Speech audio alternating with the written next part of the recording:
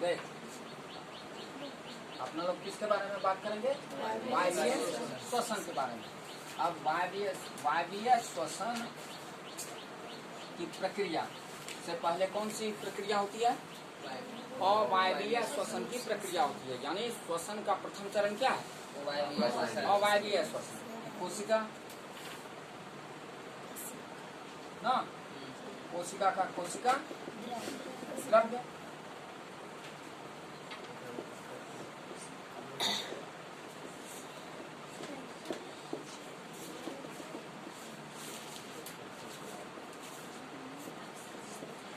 कोशिका द्रव्य।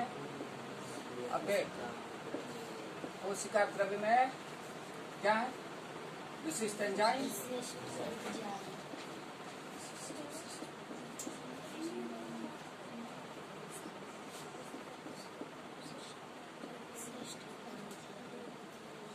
हाँ। और ये विशिष्ट एंजाइम कौन सी का कार्य करता है? उत्प्रेरक का।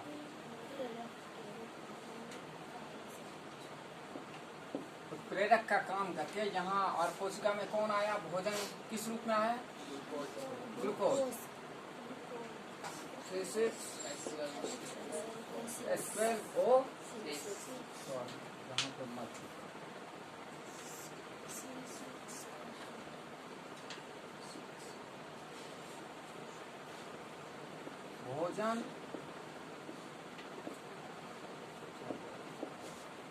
भोजन किस रूप में? C6H12O6 के रूप में।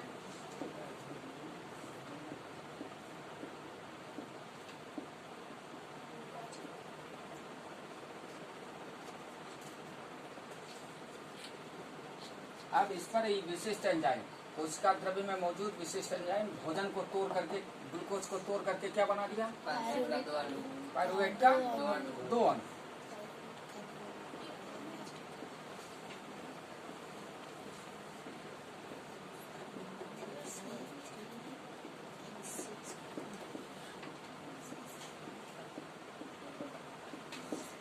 पायरुवेट क्या बन गया?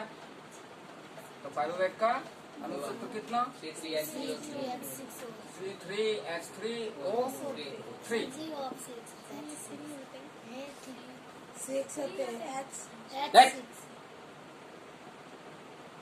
तब तुम क्लास में नहीं आए, उस दिन मिसिंग में लिखा चला गया था।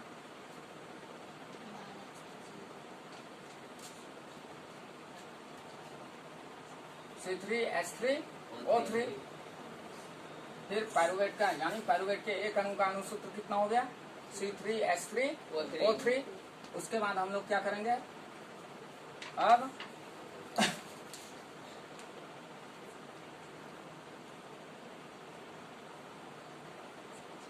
क्या हो रहा है कि ये पायरुवेट का अणु एक, यानी, और इसके साथ भी क्या होता है? ऊर्जा का, जब अब ये पायरुवेट के अणु में टूट चुका है तो ऊर्जा का, यानी इसका ग्लूकोज का क्या हुआ? आंशिक विखंडन हुआ, और आंशिक विखंडन के कारण ऊर्जा कम मात्रा में निर्मित हुई। अब दूसरी घटना क्या होने लगती है कि अवायवीय श्वसन के अंतर्गत 3 स्थिति होती है। या तो ऊर्जा, या तो ऑक्सीजन की पूर्ण रूप से कमी में फिर पायरुवेट का अणु टूटता है। किसके द्वारा? ईस्ट के द्वारा। ईस्ट के द्वारा। ईस्ट क्या होता है? विखंडित करता है। किसको? पायरुवेट के अणु को। और पायरुवेट के अणु को तोड़ करके किसमें रूपांतरित करता है? Alcohol plus carbon dioxide. Ethyl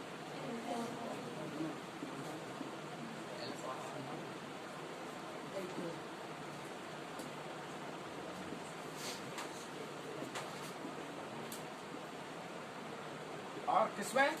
carbon dioxide.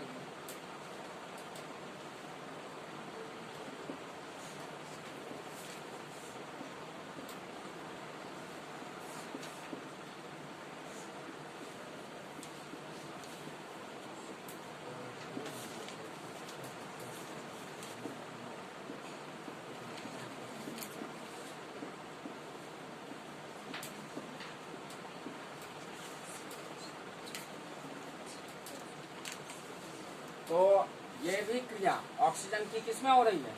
अनुपस्थिति में। ऑक्सीजन यहाँ भी मौजूद नहीं है। ऑक्सीजन मौजूद नहीं।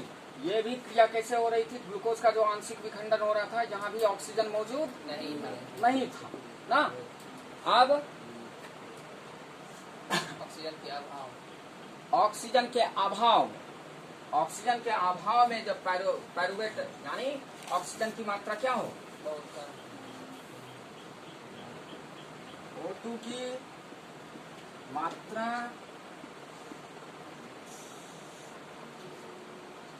कम ना। कोशिका में क्या लिखेंगे?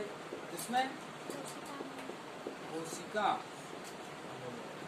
में O2 की मात्रा कम। उस स्थिति में पायरुवेट का अणु टूट करके क्या बनाता है? लैक्टिक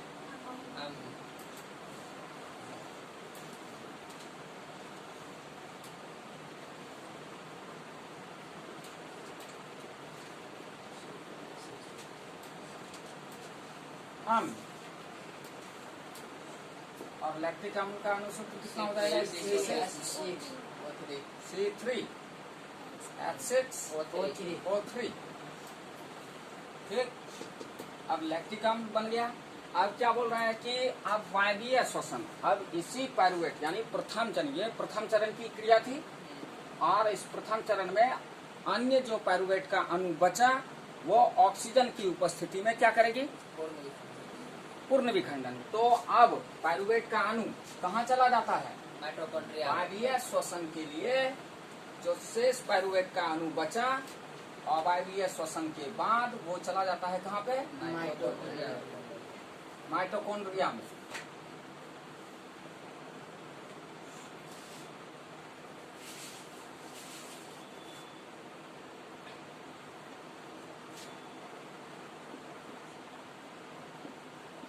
वायवीय श्वसन के लिए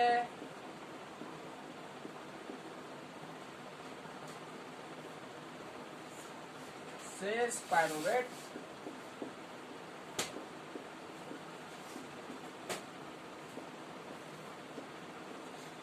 अणु कहाँ गया? माइटोकॉन्ड्रिया में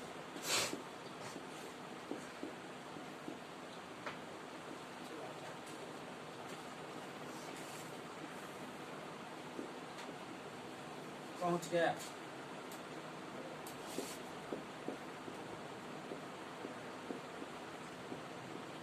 जहां ऑक्सीजन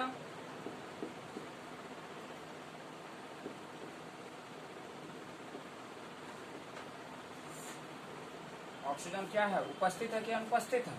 उपस्थित। ऑक्सीजन उपस्थित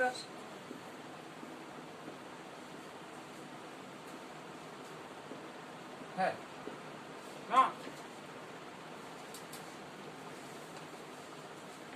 अब इस ऑक्सीजन की उपस्थिति में पायरुवेट का अणु, किसका अणु? पायरुवेट का अणु C3H3O3। पायरुवेट अणु टूट करके किसमें रूपांतरित होगा?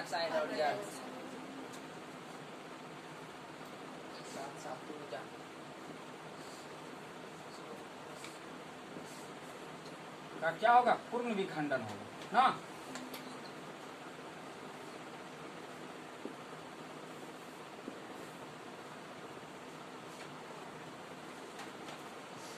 अब इसके पूर्ण विखंडन से क्या क्या निर्मित होगा? Carbon dioxide.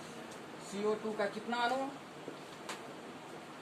कार्बन डाइऑक्साइड का 3 अणु ना। उसके बाद O2 जल H2O ना, H2O plus energy,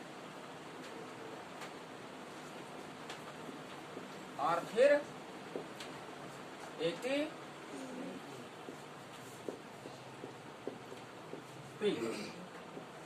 adenosine triphosphate.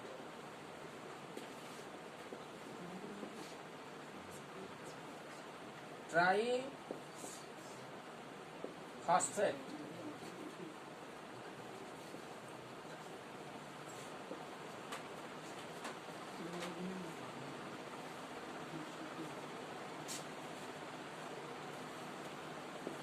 ATP में क्या होगा, ऊर्जा संचित होगी ना। यानी इस क्रिया यानी पायरुवेट के अणु जब ऑक्सीजन की उपस्थिति में पूर्ण विखंडित होंगे तो कार्बन डाइऑक्साइड का कितना अणु, 3 अणु, जल का अणु और क्या, तो ऊर्जा जो मुक्त होगी वो ऊर्जा किसमें, एटीपी के अणु में संचित हो जाएगी।